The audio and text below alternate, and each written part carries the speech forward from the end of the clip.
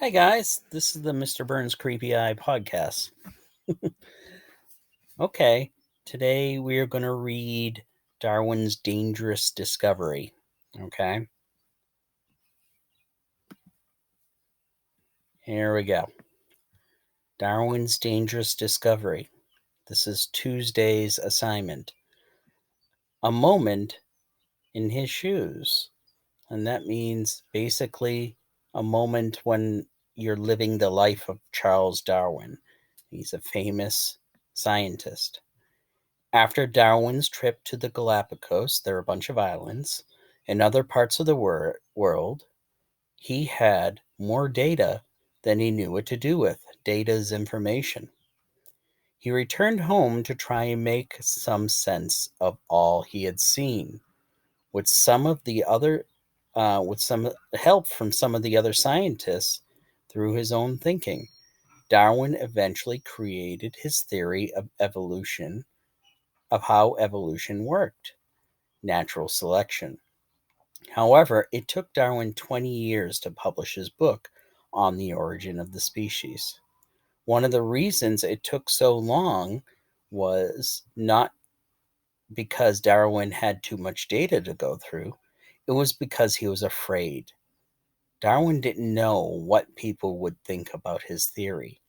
His data that organisms had changed over time was very different from the idea that God had created all organisms at one time as they are seen today. Darwin knew that he had information that should be shared, but would make many people upset. It was a very difficult decision to make. For this assignment, I would like you to respond to the following questions. Question 1.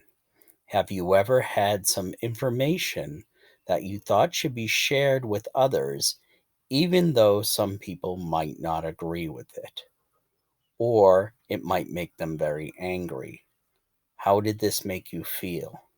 I don't want you to tell me the information was. I want you to tell me how you felt. What did you decide to do with this information?